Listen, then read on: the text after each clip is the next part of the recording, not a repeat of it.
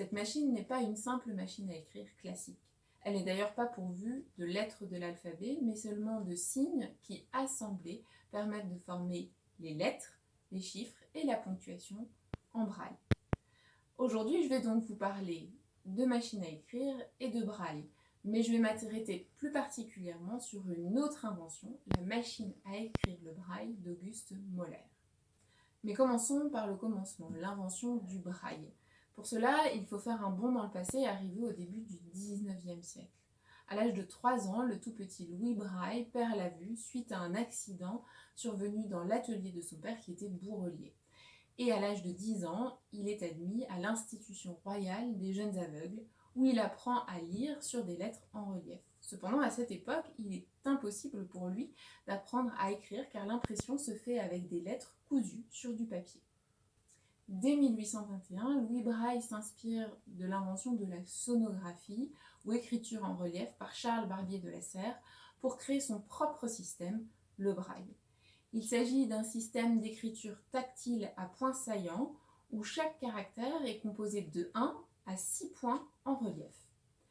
Et c'est Louis Braille lui-même qui inaugure la première machine à écrire le braille en 1847. Mais il demeure un problème important, la communication entre voyants et non-voyants. Et ce problème, c'est Auguste Moller, ingénieur mécanicien, qui le résout en 1888. Il invente une machine qui permet aux non-voyants d'écrire avec des caractères alphabétiques et aux voyants d'écrire en braille.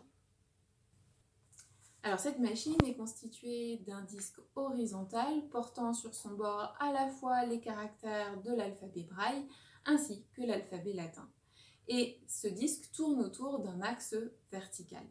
Avec la main, l'utilisateur tient un levier qui porte un tampon mobile coulissant qu'il vient placer à l'aplomb des lettres ou des caractères. Quand il abaisse le levier, le papier est pressé entre les caractères du disque et le caoutchouc du tampon, ce qui a pour effet d'imprimer les lettres ou les caractères en relief par gaufrage. Cette machine est même pourvue d'un système qui permet d'effacer la lettre ou le caractère en cas d'erreur. Alors, pour cette invention, Auguste Moller a déposé un brevet en 1886. Il s'apprêtait d'ailleurs à industrialiser cette machine, mais cela n'a finalement pas eu lieu. Pour quelle raison ? Cela reste pour moi aujourd'hui un mystère. En tout cas, cette machine est considérée par certaines personnes comme l'ancêtre de nos imprimantes, de nos ordinateurs actuels. Quant à cette machine que je vous ai présentée au tout début, elle est plus récente. Elle a été développée en 1951 par David Abraham, qui était professeur dans une école pour aveugles, la Perkins School, dans le Massachusetts. Elle fonctionne comme une machine à écrire classique, mais n'est pourvue que de 6 touches caractères correspondant chacune à un placement du point dans l'alphabet braille. Contrairement à la machine d'Auguste Moller, la Perkins Braille est toujours largement répandue aujourd'hui. Une version plus silencieuse et plus légère ayant d'ailleurs été développée en 2008.